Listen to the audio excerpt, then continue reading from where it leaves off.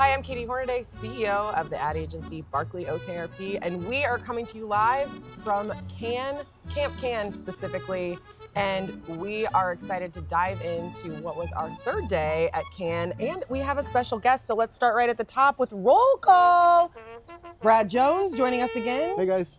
Chief Creative Officer, Sean Corcoran, President of Mission One Media, and of course, our newest camper.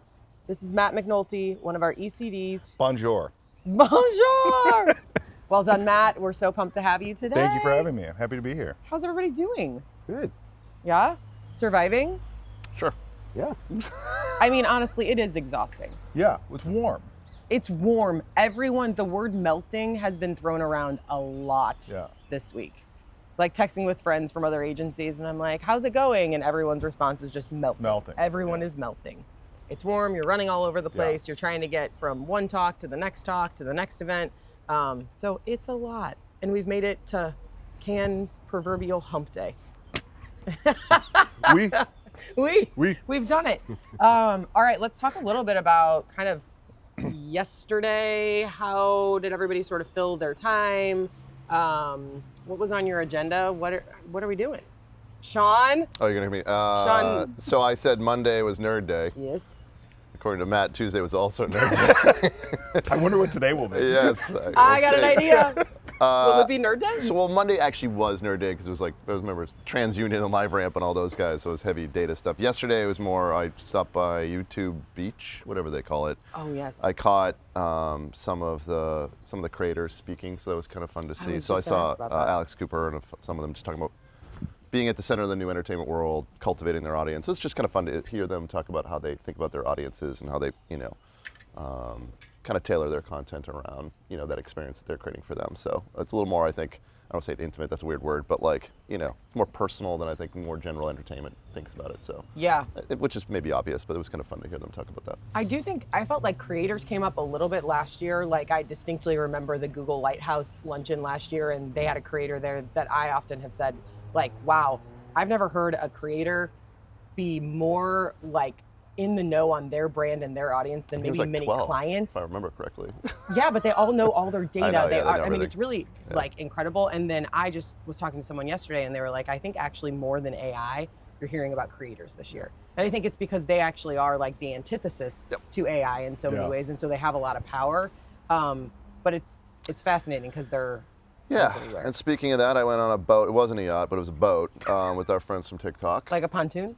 A TikTok pontoon? Somewhere in between. It was just a big boat. It was fine. It was nice to be out there and talking to our friends there and just catching up on some of the new opportunities we could have to work with them. And it was with other independent agencies, so it's good to see some of our friends from Cross Media, Kepler, Active that we partner with. So it was good to catch up with them and just see what they're doing.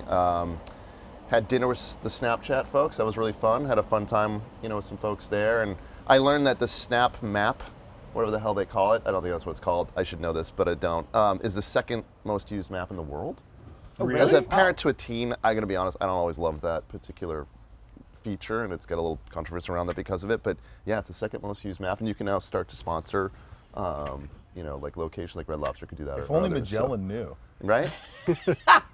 Find things a lot easier. Well, I think one thing on that, so I was with some friends from Apple Denny's, Apple Ads last night, and they were like talking about this new stat around how every time someone opens an Apple map, like 50% of the time they take an additional action, and they just introduced Apple Ads in Apple Maps. So when you decide to go look up directions, suddenly you can be served an ad, which wasn't an opportunity that existed before. And I'm like, these are fascinating spaces that you don't think about. So I'm always looking for things to bring to Laurel Boyd and others in our team. We'll then also share with these guys to see if we can do some fun stuff together. So yeah, it was good there. And a couple of our friends from Adelaide, which was really nerdy. That's attention quality media stuff, but those guys have been around the block and it's been fun. And I even had drinks with some search consultants myself, so on that end. So the folks from Harmonium, we just Demi and I just happened to, our head of analytics, just caught up with them in the street and just had a drink and caught up on that. So It was a busy day. I did some other stuff, I can't remember, but yeah. Okay, go back to Adelaide. Yeah. Speak to our listeners and maybe our other campers here. like we're kindergartners. About Tell them, but we'll listen because just to be nice. The coloring book version? Is that what Yes, like what is Adelaide? So what they do, it's actually really cool, I think. They've been around for a while now. What they do is they can kind of score out media placements and not really creative. Some other their competition can kind of do this, but they can say this particular placement of media, and what they do is they score it based on all the behaviors and engagements that they can get on that. So if you know what viewability means, like somebody spent this much time on the page, they looked at this, they often look at this, much stuff, they engage this much, and they score it based on all that, and they can say, this particular placement in media, they give a score called an AU, and they say this gets this much attention, while this one only gets this much attention. And so we can say to a client, well, if you're gonna pay $2 for that one, and $1 for that one's actually worth more because it gets more attention, technically. So we can actually tell you where people are just really spending more of their time. They even do eye tracking on top of it and everything like that, and they have partnerships with basically all the media partners. So we can go out and score out and say, these are the places where people are actually going to notice your ad before we even put a piece of creative down. Your coloring book explanation slowly just became less coloring normal. book. Yeah, sorry. normal nerdery. Yes. I can't have normal. like, I can only stay in there for so long, You're too smart for your own good. I guess. Okay, so Sean, here's like sort of maybe a loaded question. Why do you need to come to Cannes to meet with TikTok and Snapchat? What's the difference of meeting them here versus just meeting with them anywhere? And like, why is there value? I mean, look, we do that, obviously. I think what's great about here is they bring everyone with them that you can meet. So you can meet a unique group of humans that are coming from all around the world. So you meet their leadership, you can meet their product lead, someone from data tech engineering. So you generally you probably might get that on a screen or something like that. And then, they come here on purpose, with the purpose of sharing new things and find new things. So it's good for us to kind of do that and catch up and see what's going on. Awesome. Yeah. Cardetti and I, we kind of hit a run of awesome sessions yesterday. We were able to jump in and join one that was on the internal workforce culture of Elf Beauty, which that's like a brand that I've always respected. One, my daughter's obsessed with it. It's like great products, really inexpensive price points. That's sort of their entire beauty that's accessible. But then, and they've had great marketing over the years, and they've done a lot of great work, but I didn't really understand the whole of their brand, and they just have a really fascinating internal workforce. They take a lot of pride in, treating every employee with the idea of accessibility. Like they take every employee from their company on all of their like retreats, and they have given away like $250 million in equity in the company to employees below the C-suite over the last several years. Wow. And they were just talking about how much that changes the way that their company operates. And I think it's cool. We talk a lot about red threads, and the idea of the red thread being accessible beauty, and then using accessibility even in the way that their culture comes to life was super cool. Yeah. It was like an amazing session. And we actually had to step out a few minutes early. So Chris and I are going to go back and watch the end of it because we were going to a session which I was on a yacht yesterday. It did not leave the port. Wow. I was only there to learn. Caveats. It was docked. It was docked. It's a docked yacht. Yeah, it's basically dry yacht. But it was awesome. It was a session with NBZ. They are consultants that have brought us pitches in the past, and incredible, like just an amazing duo of women who I think are doing new business in a really interesting and pretty modern way. And so they hosted a conversation. It was a panel, but then it was this boat was full of other independent agencies and talking about the value of specificity and actually how indies have the ability to be even more specific. And Rachel from NBZ used this great example of how before she got married, she made a list. She called it her man list. And she would make a list of every single thing that she was looking for in her future husband. And she was like, it was so specific. And she's like, but the second that I met him, I was like, that's my guy. I've been making this list. This is who I have been waiting for. And she was just making this analogy that both as agencies, we have the opportunity to be really crystal clear about who we are so that those right brands find us and we waste less time with each other, but also that we are really findable. But then also, obviously, that's the same for brands when we bring them out into the world. And I think the tension was, as marketers or as agency people, we're really good at telling marketers they need to be specific, but we're not always great at being specific about who our agency is because we want to be like, broad enough that we can maybe be available for partners that might exist in the future. And so it was a great conversation full of just lots to take away, lots to learn. It's Okay. great. What about you guys? What did you guys do yesterday? Yesterday morning, I was bouncing around all over yesterday morning. Yeah, you were judging Yeah, stuff. I was judging this Clean Creatives event from like 9 till 11. So I did that. That was fun. Talk more about that. So basically, Clean Creatives, their whole like purpose is to get independent agencies to like sign their pledge to not work with fossil fuel clients. So it's a really good cause and effort. And kind of like every couple of months they do an event where they invite kind of young creatives to come and work on a brief to help kind of like continuing their mission and effort, right?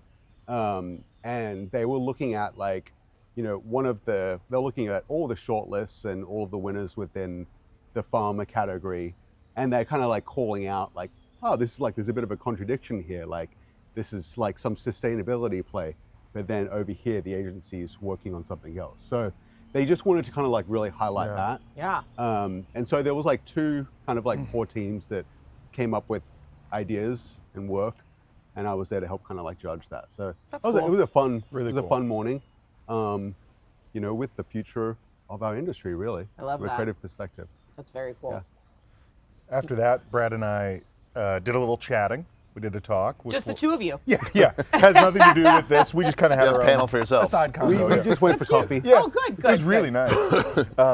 Well, we did sit in the basement for about an hour. We just caught a little air catching some conditioning AC. at, All right. at the gallery. And we met up with one of our great Burger King clients, Allie Smith, who's out here with us, amongst others. But she spoke with Brad and I at an event, which we'll get into in a little bit. But that filled up a big portion of our midday. And then we had a great opportunity to connect and celebrate a lot of hard work with our friends at Cutters, one of the great edit houses, which was a delight to relink and celebrate all the work we've done as an agency together. So I love it that. was a fun day. We were land-bound, to be clear. We were very much land-bound. Yeah, but I didn't. Never once on a boat. No, I want to be really clear to the viewers. I didn't go in the air or the water yesterday. I was on land the whole time. Did you see Which any, I did you is see any good for me. attention score or anything? It's No good for attention me. scores? I think it was probably as honest, as earnest, and as wholesome as it gets. Yeah, I think so. Oh my God. Okay, you mentioned BK. I did. So we're sort of at the point in the week where a lot of shortlists are turning into real lions. Yeah. Well, real fake lions that are statues. But tonight's a big night. Yeah. We learn about a lot of the fate of our shortlists, entries, a lot of them from BK. Yeah. We have we're very proud to have 9 shortlists with Burger King in the show this year, and 15 total for the agency. So So we're good. all very proud of that. Some of us were talking on Monday. The optimism of Cannes on a Monday is incredible because no one is lost yet. So everyone arrives purely excited. Yep. And as the week goes on, this sort of sobering reassessment of how this work was seen in juries comes to light. So I find the tension of Cannes always interesting, where you're half excited and proud and celebratory of work you've already done, and then half fully optimistic about what you'll do next because you're surrounded by inspiring people and great work. And depending on the time of the day, you can kind of catch yourself in either half of that emotional wave where you're like, I'm going to go back. This next year is going to be amazing. We're going to do this and this and this. And then you'll be like, I want this to be silver or gold or brown, What about the anxiety hole that you get stuck in? Yeah. Waiting and wondering if any of those 15 shortlists are going to turn into an actual lion. 100%. It's we're privileged to do this, but in those moments you really zero in on the stress. Yeah. I have a funny observation that I realize every year when I'm here, but I forget coming into it, which is undoubtedly there's other work that has to be done still while you're here. Yeah. And there is always some unlucky team of people who's forced to be on creative reviews with a bunch of people who are in the thick of the best work that happened over the last year. And like suddenly it's like, you find yourself being like, well, is that the biggest the idea could be? Like, have you considered if it could be more provocative? I'm like, this is a tough week It's to have tough. a creative Yeah. review. Yeah. Yeah. It's Yeah. hard. It happens to me literally every year there's a pitch, and it's like, 3:30, got to head back to the apartment or the villa or whatever, and get on that call for 2 hours. And you're like, but your reality's a little bit skewed, or like you're like kind of hyped up. Yeah. You're drinking all of the like juice of the industry. Said another way, shout out to all the teams who've had to do reviews with Brad this week. Exactly. Exactly. They are a little bit tougher. I do Yeah, agree. it's tough. Well, so the point of talking about shortlists is Yeah. just like right now, you mentioned some people are becoming losers, not losers. Winning in any regard here is huge, but there are also people who are like winning, Crushing. like winning Having big the time. time, like having a career high moment. Yeah, I mean, like I think last night Adidas got 2 Grand Prix for Yeah. work that they did Yep. with at least one piece was with Oasis, but like for one brand to have Yeah. 2 Grand Prix, both in film craft, Really is special. astounding. Insane. Really special. Other work that you guys have seen materialize into I mean, wins? we're, as viewers presumably know, we're proudly indie. I think it's exciting to see places like Rethink continue to forge ahead Yes. for making all indies proud, really. But man, did they show up. They're the most shortlisted indie agency. They snagged a GP in print and out of home already. You know, Yep. it's Wednesday Heinz work. morning. That's really exciting to me. You cannot walk through the gallery and not see their work right now. It's on so many boards. So it's nice to be in our industry in a time where the favorable output is shifting from just the sort of cool polish, we made something crazy and then got a brand to pay for it, to like, what if we actually just made real ads that really work, and we're really proud of the craft and the polish. So I found that to be really inspiring to me, especially in an era where the conversation is sort of dominated by what will AI ultimately mean to all of us. It's really inspiring to look at real, clear, crafted things that are getting recognized. Spot on. Love that. Have you seen anything win so far that Yeah. you're like, yes? I was looking through creative B2B. Mm. I always find that an interesting category to look at, because I feel like, you know, B2B briefs get thrown around, put on your desk, and you're like, everyone kind of like phones it in a little bit, but I think there's a real big opportunity there. So I always love just going through to see the winners. Yeah. There was one idea in there for JC Decaux, and it was called reverse media buy. And you think about like media out in the world, but you don't think about the bad media, and that is like trash and rubbish on the ground with logos on it. So you can think of like a Coke bottle or something like that. Good. So the reverse media buy, as part of your media buy, you can buy this product, and basically they clean up, they go looking for trash on the streets and beaches and pick So it all good. up. So I don't know, I think they want a silver, but I just thought that was so genius. Yeah. That's awesome. You know, something that does good, but is also a media product in a way. Yeah, You know? yeah. So I thought that was really interesting. That's I amazing. love that. And I love that it is for a media cut, like JC, the out-of-home provide. Like, Yeah. that's such I love that clever of a hack in on something that no one else was Totally. pitching an idea Yeah. for. There was another one for Heineken, I think in Spain. It was called Turcoyas. And basically a lot of small pubs in Spain were kind of getting pushed out by like bigger chain pubs. And so basically what they did was anybody with the same last name got to be part of like what was created into like a franchise. And then you could access, franchise pricing and operations and all of that. So Awesome. there's a lot of families with the same last name and the same kind of like pub names in Spain. So they ended up like forming I think it was like 23 plus So new good. franchises That's amazing. to like take on the chain pubs. They're really cool. Really good. Yeah, I think that won a gold actually. Yeah. So That's incredible. Yeah. The other piece that I spotted too was one of the ones that we like huddled around down in the basement, the Apple Yeah. design work. Yeah. They won last night for design, and it was the Apple intros, yeah, right? that won Yeah. a GP. They're Yeah. so good. that were done analog. Practical. All But this practical. is the ongoing theme that you're Yeah. feeling, right? It's like, remember the Kit Kat out of home boards that have the hand-drawn. tiny things that Yeah. are hand drawn. Doing your intro analog right now, like creators. I Yeah. mean, you're feeling it. It's like a short time frame of ton of talk around AI and a lot of spaces where I think both the industry but also consumers are like already gravitating toward things that they can feel the handcraft in them. You see, I mean, film in commercial, like celluloid, is being used the most since, I assume, the early 90s right now, because it had a moment where like it was cool, the aesthetic of it is cool, but I think there is like an unspoken realness that people just like. Yeah. And you do feel it, even if you're not like a film, you know, oh, how did they shoot it's on film? I think there is something in it that just feels very, very analog, very warm. Yeah. That is a little hard to deny. I love that. Okay, so let's talk about your moment yesterday. You guys had an amazing talk. Yeah. Tell us about what the talk was about, how'd it go? Sure, yeah. I think you know, we're very proud of the work that our agency is doing with Burger King and the other agencies in the Burger King IIT. And Brad and I were really lucky to get to speak about it with Allie Smith, one of our clients, to a group at the Indie Agency News Garden. And it was awesome. We got the opportunity to kind of talk about this.